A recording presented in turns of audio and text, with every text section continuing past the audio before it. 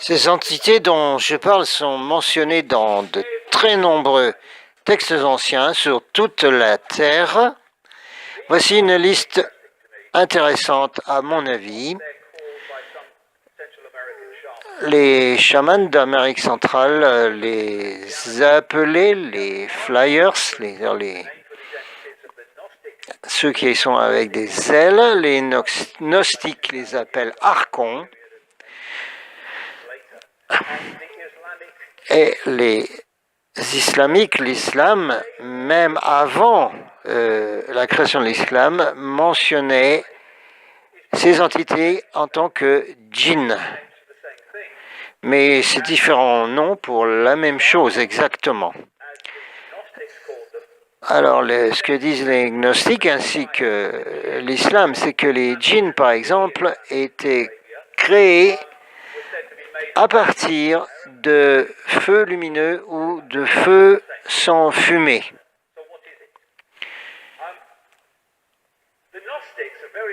Les gnostiques sont des êtres très très intéressants. Ça veut dire, gnostique veut dire connaissance. Et chaque fois que les gnostiques donnaient une quelconque indication dans le passé qu'ils allaient révéler toute cette connaissance, ils étaient éliminés. Les Cathares, par exemple, dans le sud de la France, avec le château de Montségur, ont été littéralement éliminés de la terre. Ceux qui tenaient la bibliothèque d'Alexandrie, par exemple, qui contenait un nombre incalculable de manuscrits, chaque fois, ces gens ont été éliminés.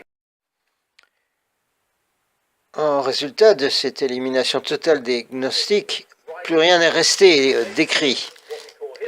Mais voici qu'en 1945, à un endroit qui s'appelle Nag Hammadi en Égypte, a été trouvé une jarre contenant de très nombreux manuscrits de ces gnostiques qui datent d'il y a environ 1600 ans probablement.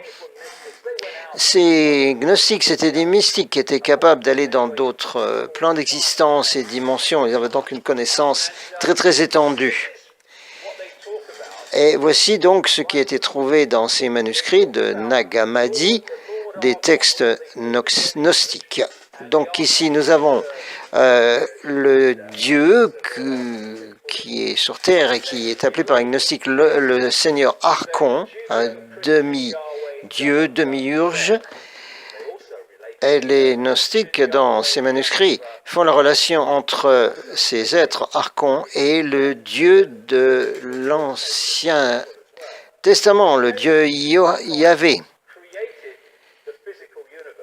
Et ils disent également qu'ils ont créé l'univers physique, à l'exception de la Terre, de la Lune et du Soleil. Nous parlons de notre système solaire ici.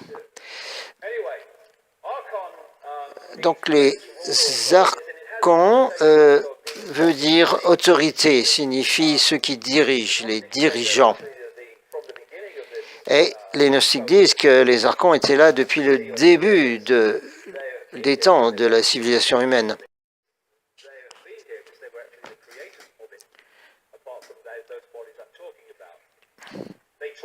Et les gnostiques disent que ce demi-urge, ce démiurge, était en fait un faux dieu.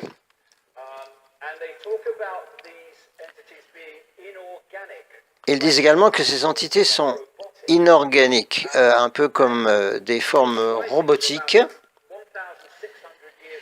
Et nous parlons ici de manuscrits qui ont 1600 ans.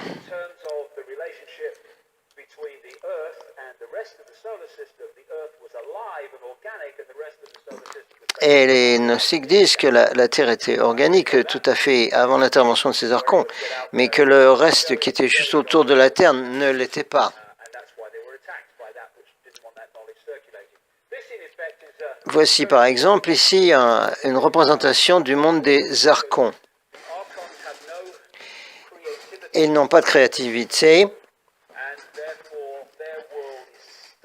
Et leur monde est totalement dénué de toute vie, est moche, horrible.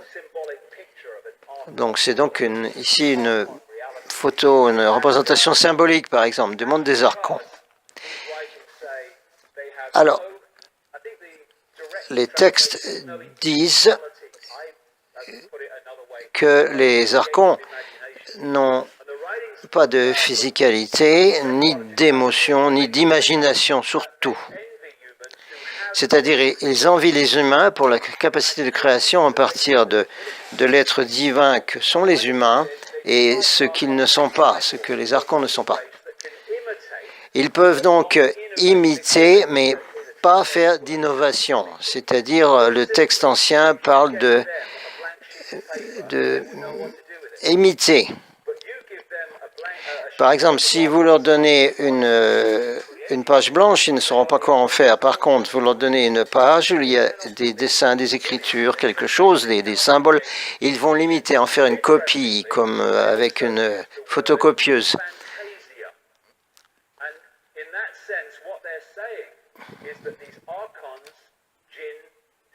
Donc ces archons et ces djinns et tout ça,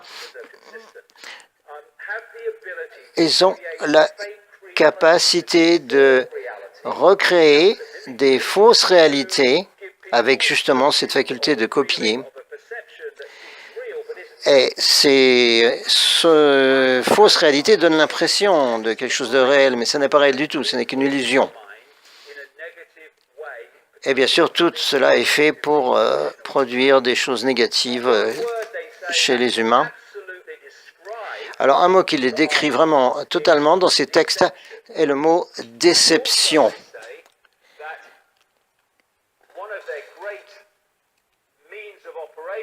Donc, leur façon d'opérer est justement de faire une reproduction fausse, et ceci va devenir une perception pour les humains. Donc on ne s'étonnera plus que la force sur Terre qui a une dévotion aux archons, tout ce qui est satanique, utilise des symboles tels que le pentagramme inversé ou la croix inversée.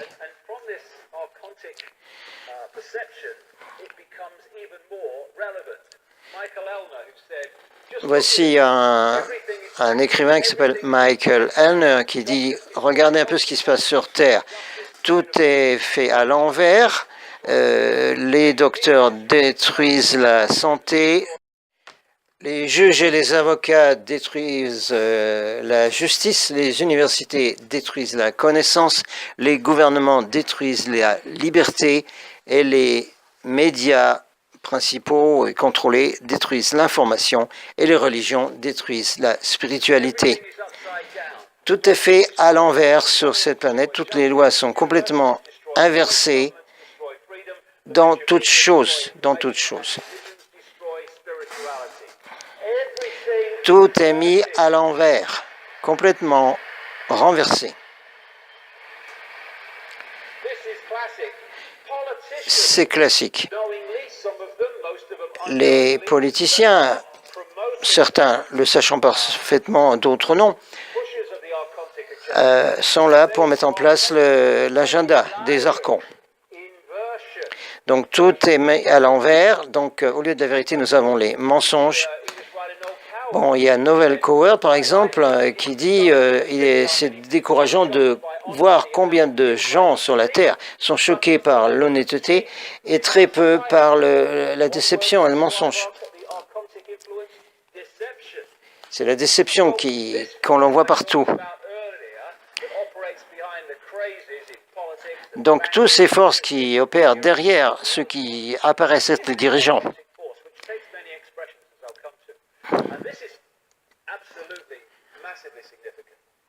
Voici quelque chose d'important. Donc, les gnostiques parlent de quelque chose qui s'appelle HAL, qui est une simulation de réalité virtuelle. C'est ce qui va contrôler la perception des humains. Ça apparaît réel pour la personne, mais en fait, c'est virtuel complètement.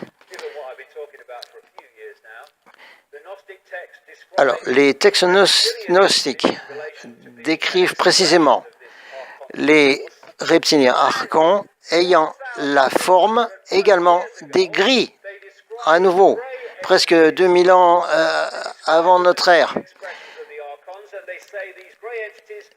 Alors, ces entités gris, selon les gnostiques, ils ont la peau, ils ressemblent à des fœtus, et ils ont des grands yeux complètement noirs. Et ça se disait des milliers d'années auparavant. Et donc les gris étaient déjà là.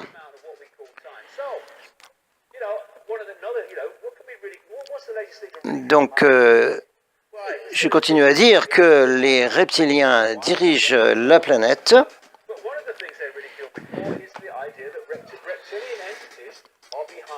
Et également que les reptiliens sont derrière ceux qui dirigent. Vous pouvez renier tout ce que je dis, mais c'est là, c'est prouvé tellement partout sur toute la planète, dans de nombreux témoignages.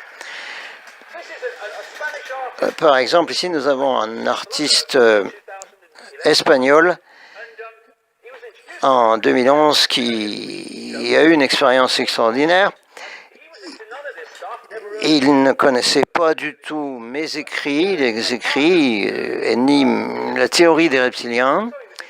Il avait un ami au Brésil qu'il est allé visiter et il est allé dans la nature au Brésil pour faire des peintures de paysages. Donc il était là en train de peindre et soudainement, voici ce qui apparaît devant lui. Donc, comme c'était un peintre et que cet objet est resté très longtemps devant lui, il a fait des représentations, il a peint. Et il a vu deux entités dans une espèce de fenêtre, de hublot qu'il y avait dans ce vaisseau. Et ces reptiliens le regardaient.